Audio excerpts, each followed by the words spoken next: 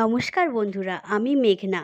তো মেঘনার লাইফস্টাইলের নতুন একটা ব্লগে আজকের ব্লগটা শুরু করছি।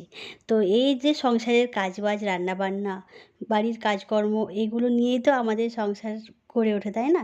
তো চলো আমি এদিকে রান্নাবান্নাটা করে নিই আর তোমরা দেখতে থাকো আমি কি কি রান্না করছি। তো প্রথমে দেখো মাছটা ভাজতে বসিয়ে দিয়েছি, আর এখানে মাছ ভাজা প্রায় হয়ে এসছে। আমি এভাবে রান্নাবান্না করতে বেশ ভালোবাসি। কেন জানো? কারণ আমার রান্নার প্রতি একটা অন্যরকম ভালোবাসা আছে। আমি যেমন রান্না করতে ভালোবাসি, তেমনি রান্না করে আমার কাছের মানুষ, প্রিয়জনদের খাওয়াতেও ভালোবাসি। তবে নিজে খেতেও ভালোবাসি, এটা অস্বীকার করব না। কেননা যারা রান্না খেতে ভালোবাসে তারা রান্না করতেও ভালোবাসে। আবার অনেকে আছে হয়তো রান্না করতে ভালোবাসে কিন্তু খেতে পারে না, কিন্তু আমি দুটোই পারি। তো জানি না, এটা দেখে হয়তো অনেকের অবাক লাগবে, কিন্তু এটাই সত্যি।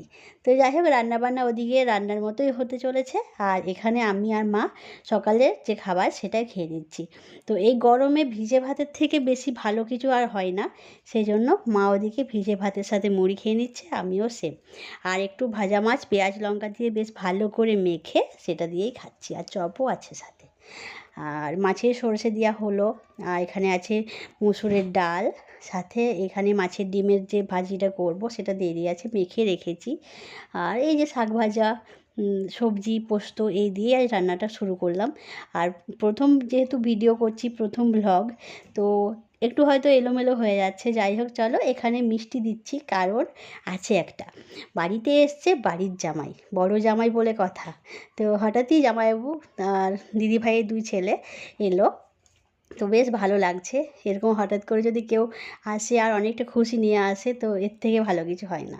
তো যাই হোক, জামাইবাবুকে ভিডিওতে আর শেয়ার করতে পারলাম না, তো এইখানে জামাইবাবুর 2 ছেলেকে শেয়ার করলাম, মানে 2 ভাগ্নেকে শেয়ার করলাম। আর এই দেখো, এটা বড় ভাগ্নে মিষ্টি খাবো না বলছে, ওরা কোল্ড ড্রিঙ্কস খাচ্ছে সেই জন্য। তো যাই হোক, জোর করেই খাওয়ানো হলো, আর আমার মাম্মামও কোল্ড ড্রিঙ্কস খেয়ে নিচ্ছে।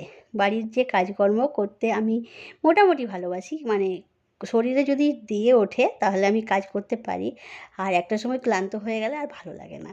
আর এখন যা গরম পড়েছে, যা হোক করে কাজগুলো শেষ করে ফ্যানের নিচে একটু বসে আরাম নিতে পারলেই এর থেকে বেশি ভালো কিছু হয় বলে আমার মনে হয় না।